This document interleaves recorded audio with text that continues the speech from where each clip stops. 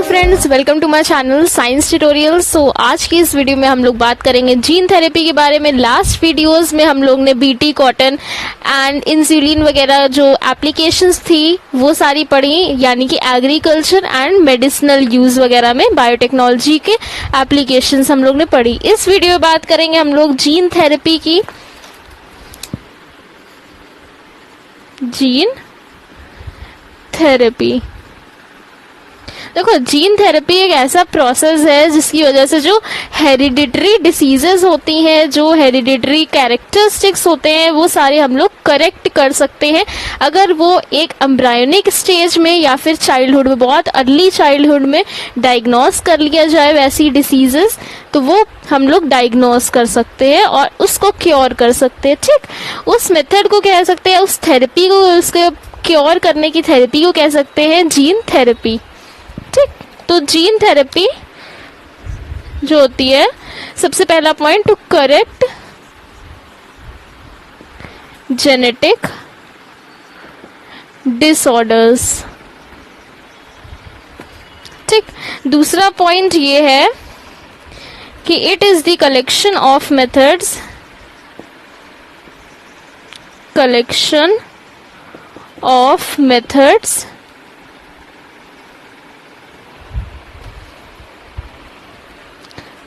To correct the, ये एक तरह से हम लोग कह सकते हैं कि जेनेटिक थेरेपी की डेफिनेशन है, to correct the genetic disorder diagnosed in embryo या अर्ली चाइल्डहुड। ठीक, ये एक तरह से हम लोग कह सकते हैं कि ये जो है, ये पॉइंट डेफिनेशन है किसका, जीन थेरेपी के। जीन थेरेपी की डेफिनेशन है ये, एक कंप्लीट डेफिनेशन। ठीक, अब देखो करते क्या है, जो फंक्शनल सेल्स होते हैं, यानी कि जैसे देखो कोई पर्सन है जो कि किसी डिजीज से सफर कर रहा है, अब उसको करेक्ट करना है जेनेटिक डिसऑर्डर को, तो जो चीज, जैसे किसी चीज का सेक्रीशन उसमें नहीं हो रहा और वो जनरेशन से, उसकी जनरेशन से नहीं हो रहा उस चीज का सेक्रीशन, और हमें नेक्स्ट जनरेशन में सेक्रीशन पर्टिकुलर एंजाइम हो गया या सेल्स हो गए उनका कराना है, तो हम लोग क्या करेंगे, जो नॉन फंक्शनल सेल्स होंगे, यानी कि जो नहीं सेक्रीट कर पा रहे होंगे, उनको रिप्लेस करेंगे फंक्शनल सेल से। ठीक, यानी कि पर्सन जो होगा, जो पेशेंट होगा, उसकी बॉडी में फंक्शनल सेल्स हम लोग इंट्रोड्यूस कराएंगे उसके सेल्स और टिश्यूज में। ठीक, इंजेक्ट कराएंगे। तो इस तरह से हम लोग जीन थेरेपी को यूज करते, पर्सन में इंट्रोड्यूस करा देते। जो वो इंट्रोड्यूस करने के बाद जो हम लोग इंजेक्ट करते हैं, उसके बाद जो पर्सन के नॉन फंक्शनल सेल्स होते हैं, उस पे जो फंक्शनल सेल्स होते हैं वो सही से वर्क करने लग जाते हैं, उनके कंपैरिजन में ज्यादा हो जाते हैं। तो नॉन फंक्शनल सेल्स की एक्टिविटी जो होती है वो कम हो जाती है, लेकिन जो फंक्शनल सेल्स हम लोग इंट्रोड्यूस कराते हैं उसकी एक्टिविटी बढ़ जाती है। ठीक, एक तरह से ये परमानेंट क्योर हो भी सकता है अगर जल्दी डायग्नोस कर लिया जाए, लेकिन एक तरह से नहीं भी होता ये परमानेंट क्योर। ठीक, अब बात करते हैं जीन थेरेपी में जो एक बहुत इंपॉर्टेंट चीज आती है कि सबसे पहले कहाँ देखी गई, किस पे करी गई ये जीन थेरेपी, और क्यों, किस चीज की डेफिशिएंसी से करी गई, यानी कि first clinical gene therapy.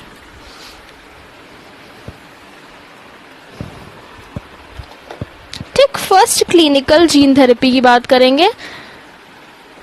First clinical, तो देखो ये 1990 में, इन 1990 एक 4 years old गर्ल में करी गई थी। अब उसको किस चीज की प्रॉब्लम थी, क्या डेफिशिएंसी थी, तो थी उसको ADA deficiency.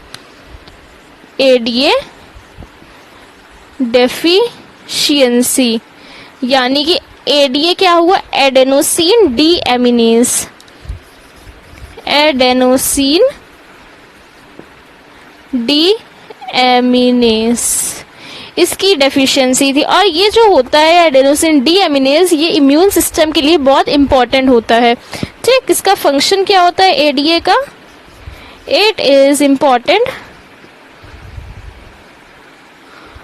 for immune system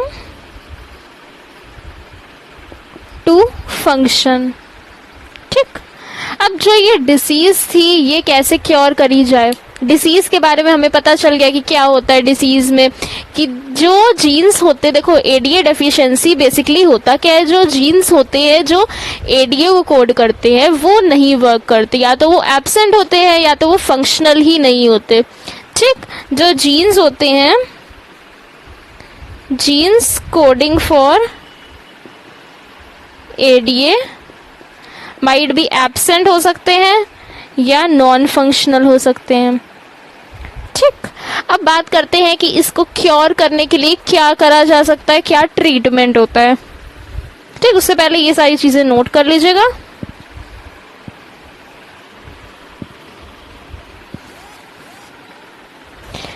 अब हम लोग बात करते हैं ट्रीटमेंट की। देखो ट्रीटमेंट के लिए दो प्रोसेस हो सकते हैं, एक तो बोन मैरो ट्रांसप्लांटेशन हो सकता है, दूसरा एंजाइम रिप्लेसमेंट टेक्निक। ठीक, एक बोन मैरो से हो सकता है और दूसरा एंजाइम रिप्लेसमेंट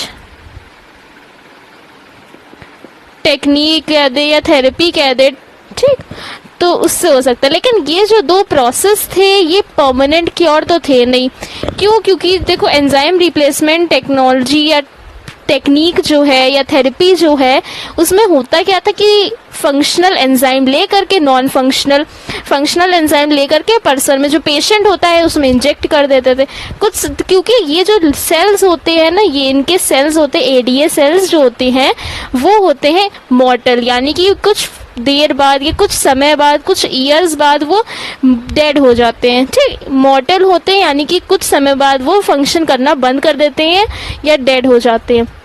इसलिए ये दोनों चीज़ें परमानेंट नहीं थी।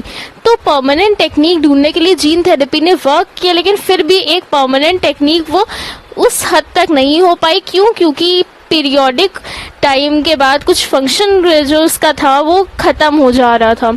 इसलिए अगर ये जो डिसीज़ है चाइल्डहुड में या एम्ब्रायोनिक स्टेज में ही कैच कर ली जाए, डायग्नोस कर ली जाए, तो एक तरह से हो सकता है वो परमानेंट क्योर कर सके, लेकिन वैसे ये परमानेंट क्योर इसका जीन थेरेपी के बाद भी नहीं मिला था।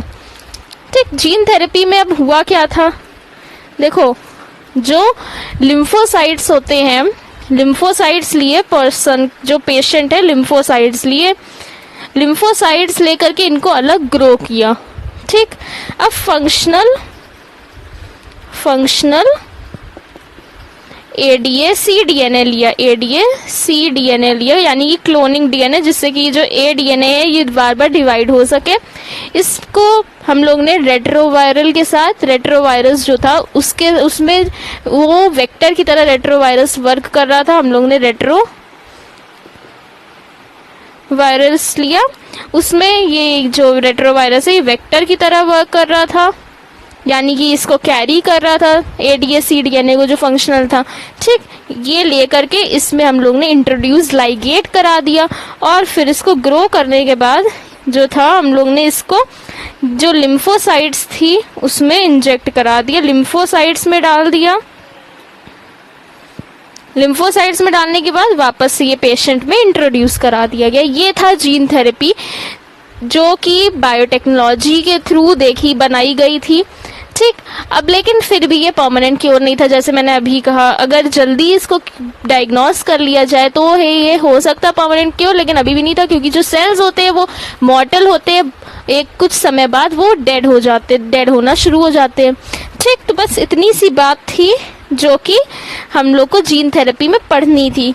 अब यहाँ पे मेरी आज की ये वीडियो एंड होती है।